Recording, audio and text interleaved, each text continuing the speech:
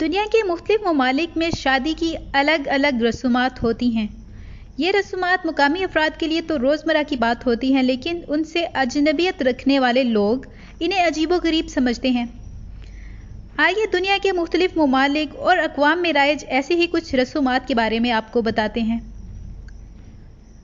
کرغزستان میں دلہن کو اغوا کر کے شادی کرنے کی رسم رائج ہے۔ ایک قدیم عقیدے کے مطابق کرغزستان میں شادی کے دن آنسو بہانا خوشحال زندگی کی علامت سمجھا جاتا ہے۔ شادی میں رونے دھونے کا بندوبست دلہن کے اغوا سے ہو جاتا تھا، تاہم 1991 میں اسے غیر قانونی قرار دے دیا گیا، لیکن پابندی کے باوجود اب بھی کرغزستان کے کئی قبائل میں یہ رسم اب بھی رائج ہے۔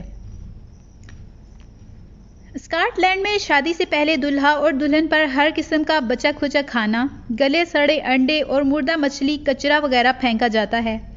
وہاں کے لوگوں کا ماننا ہے کہ اگر شادی کرنے والا جوڑا خود پر پھینکے جانے والے اس کچرے کو برداشت کر سکتا ہے تو وہ یقیناً اپنی آئندہ زندگی میں پیش آنے والی مشکلات کا سامنا بھی آسانی سے کر سکتا ہے۔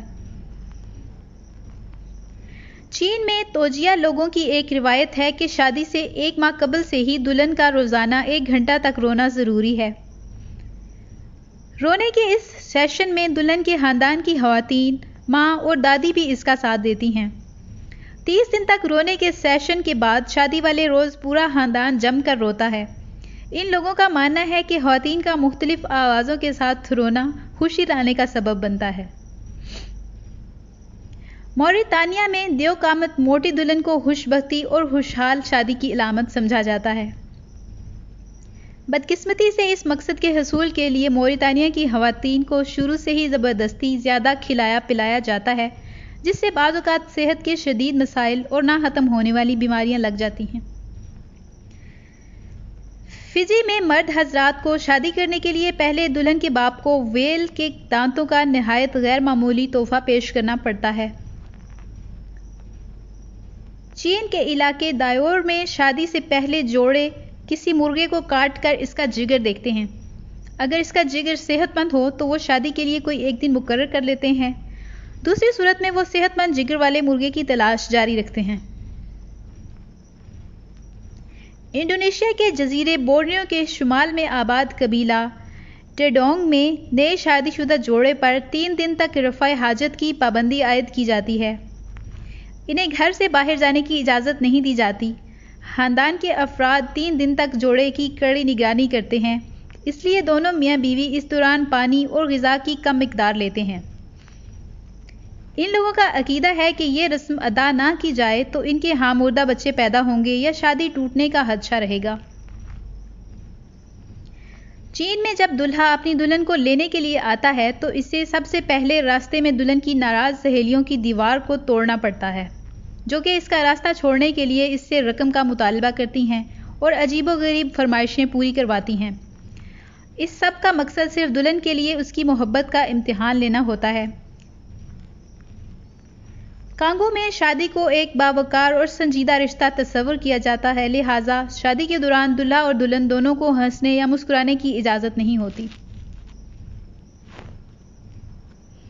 بھارت اور پاکستان میں شادی کے روز دلہن کی بہنیں یا سہیلیاں دلہا کا جوتا چھپا لیتی ہیں اور اس کے بدلے میں دلہا سے رقم کا تقاضا کرتی ہیں، جبکہ بھارت کے کچھ حصوں میں یہ بھی مانا جاتا ہے کہ ایک مخصوص فلکیاتی مدت کے دوران پیدا ہونے والی لڑکی منحوس ہوتی ہے اور اپنے پہلے شوہر کی موت کا باعث بنتی ہے، اس لیے اس نحوست سے بچنے کے لیے پہلے اس لڑکی کی شادی ایک درخت سے کروائی جاتی ہے اور اس کے بعد اس درخت کو کاٹ کر گرا دیا جاتا ہے۔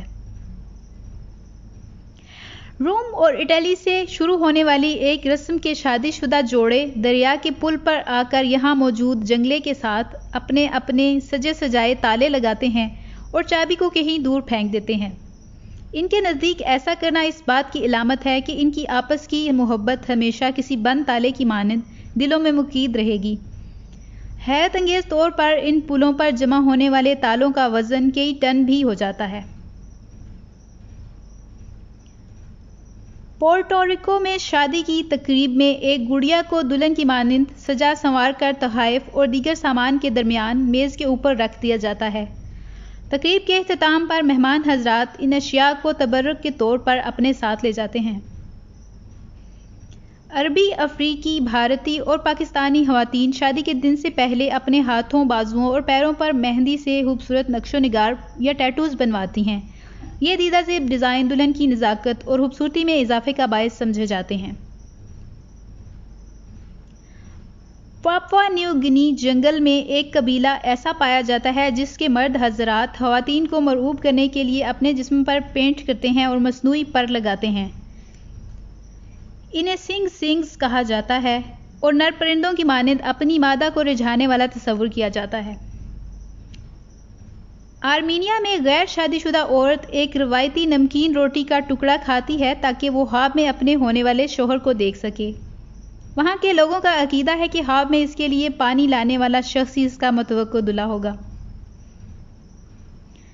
فرانس میں ایک قدیم رسم تھی کہ نئے شادی شدہ جوڑے کو کموڈ کی شکل کے برتن میں اپنی شادی کی بچی کھچی شراب پلائی جاتی تھی۔